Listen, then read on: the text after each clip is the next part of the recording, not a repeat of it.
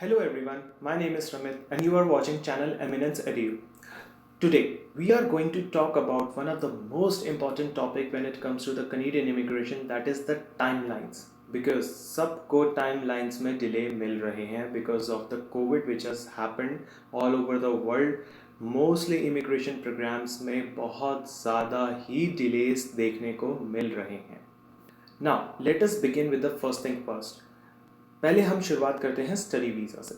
ना, जैसा कि आप जानते थे कि पहले, आज से पहले, जब हम कोविड से पहले के एरा की बात करें तो तब स्टडी वीज़ाज़ बहुत ही फास्ट प्रोसेस होता था, कोई डिलेस नहीं होते थे ज़्यादा, और स्टडी वीज़ा का जो रेट ऑफ एक्सेप्टेंस था वो भी बहुत हाई था कनाडा का. तो वहाँ पर इतना ज़्यादा इश्यूज़ नहीं था. बट क्योंकि जब कोविड आया, because it was a first time for whole of the world to see the pandemic in such a phase, इस केस में क्या हुआ कि कनाडा में बहुत सारे डिलेज देखने को मिले. स्पेशली स्टूडेंट्स ने बहुत ज़्यादा सफ़र किया, उनको बहुत ज़्यादा प्रॉब्लम्स हुई.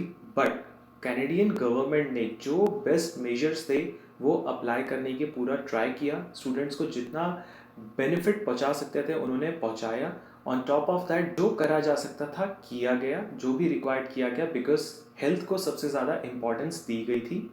अभी भी काफ़ी कुछ चीज़ें हैं जो स्टूडेंट वीज़ा में हो रही हैं. जैसे अगर आप ऑफर लेटर अप्लाई करते हैं, till the time you get visa, ये एक बहुत ही बड़ा प्रोसेस बन गया है. The reason being because applications बहुत ज़्यादा हैं, और जैसे कि आप जानते हैं कि इंस्टीट्यूशंस जो कनाडा में हैं वो लिमिटेड हैं, सीट्स लिमिटेड हैं, एप्लीकेशन ज़्यादा है, एप्लीकेंट्स दिन पर दिन बढ़ते जा रहे हैं, and people want to move to Canada, और ईजीएस्ट वे है स्टडी के थ्रू.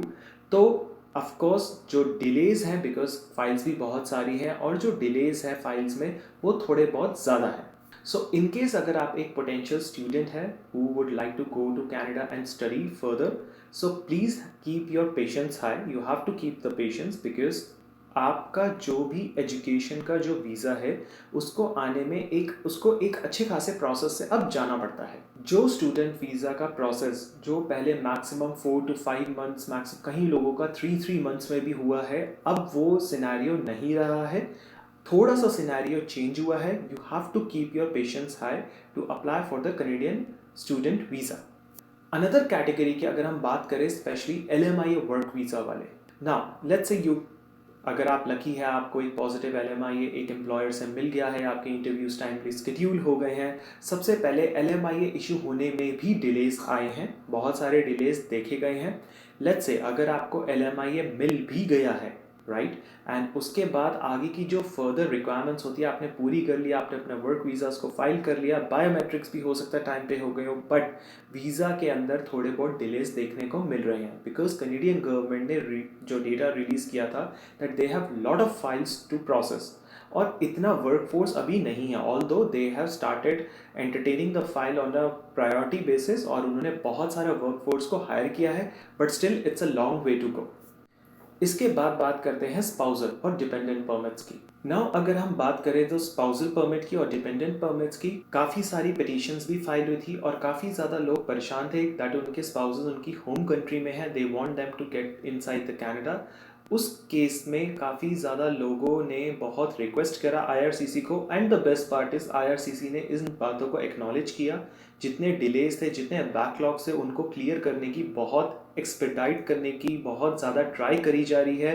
बेस्ट से बेस्ट रिसोर्सेज यूज़ करे जा रहे हैं ताकि स्पाउसल परमिट को जल्दी से जल्दी क्लियर किया जाए. बट येस, डिलेज हैं, you have to accept this fact. ना, अनदर कैटेगरी की अगर हम बात करते हैं that is the PR, because immigration एक बहुत ही इंपॉर्टेंट एस्पेक्ट है कनाडा का. लेट्स से आप इंडिया में बैठे हैं, you get the nomination either by the express entry और बाय द PNP.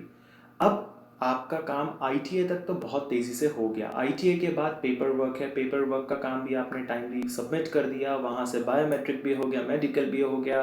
बट बहुत सारा कुछ सुनने में आ रहा है कि सर इतने टाइम से PPR नहीं आ रहा, पासपोर्ट प्रोसेसिंग रिक्वेस्ट नहीं आ रही, हमारे वीज़ाज़ नहीं लग रहे. जिनके वीज़ाज़ आ गए थे उनके COPR आ गए थे, उनके COPR दोबारा से उनको री इशू कराने पड़ रहे हैं, उसमें ज़्यादा टाइमलाइंस में डिले आ रहा है। यस, ये सारी प्रॉब्लम्स पूरे वर्ल्ड में सब ने फेस करी है। कनाडा के अंदर इन चीज़ों को लेके थोड़ा सा इशू हुआ है बिकॉज कोविड टाइम्स पे most of the teams were not working, although they were actively in touch with the people. Timely जितना उन्होंने कम्युनिकेशन क्लियर रख सकते थे उन्होंने अपना कम्युनिकेशन को क्लियर रखा, जो भी वो कर सकते थे उन्होंने किया, बट स्टिल बहुत सारी फाइल्स पेंडिंग है। जो लास्ट डेटा रिसीव हुआ था उसके अकॉर्डिंगली 1.8 मिलियन फाइल्स वर पेंडिंग। सो आप इमेजिन कर सकते हैं कि कितना ज़्यादा बैकलॉग है। इस बैकलॉग को क्लियर करने में टाइम लगता है, रिसोर्सेज लगते हैं, मैन पावर लगता है, बहुत सारे अदर फैक्टर्स इन्वॉल्व होते हैं।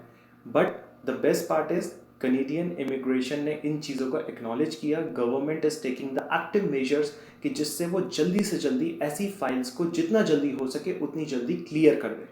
And as per the Canadian immigration 2022 के अंदर कनाडा में लेबर शॉर्टेज है, एम्प्लॉयर्स को रिक्वायरमेंट है टैलेंट का, और टैलेंट का वहाँ कमी हो रहा है। इनको इमिग्रेशन देना ही होगा। काफ़ी ज़्यादा लोगों का इन्होंने इमिग्रेशन फास्ट कर दिया है। लोगों को अब पासपोर्ट प्रोसेसिंग रिक्वेस्ट आने लग गई हैं, लोगों को वीज़ास मिलना शुरू हो गए हैं and people have started flying to Canada now. But yes, यहाँ पर बहुत ज़्यादा वेटिंग पीरियड लोगों ने फेस किया है एंड आपको भी इसके अंदर पेशेंस रखना पड़ेगा कि अगर आप उस स्टेज पे हैं। काफ़ी ज़्यादा लोगों ने डिलेज देखे हैं और ये डिलेज सबकी फाइल्स में आए हैं, बट अब जो गवर्नमेंट है वो एक्टिव मेजर्स ले रहे हैं ताकि इन डिलेज को जल्दी से जल्दी सॉर्ट आउट कर दिया जाए।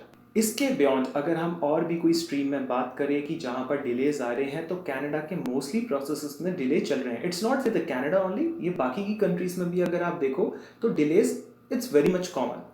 आई थिंक अब आपको आइडिया लग गया होगा कि कनाडा में जो डिलेज का प्रॉब्लम है वो क्यों है, वो क्यों था, और अब उसको कनाडा सॉल्व करने के लिए क्या कर रहा है। एंड नियर फ्यूचर में आप देखेंगे जो कनाडा के प्रोसेसेस पहले थे जितनी तेज़ी से होते थे वही चीज़ें अब दोबारा फॉलो होना शुरू हो जाएंगी, बिकॉज कनाडा ने एक्टिवली बहुत सारे रिसोर्सेज को डिप्लॉय कर दिया है जिसके थ्रू आपका जो प्रोसेसिंग है या आपकी जो फाइल है उसको जल्दी से जल्दी प्रोसेस किया जाए।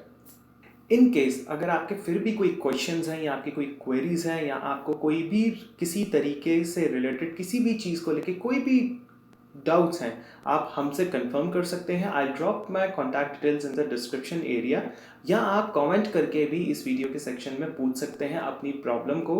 We will try a level best to answer your query as soon as possible. If in case you would like to get in touch with us for any expertise advice, I'll drop my contact information in the description area, or you can comment below in the comment section.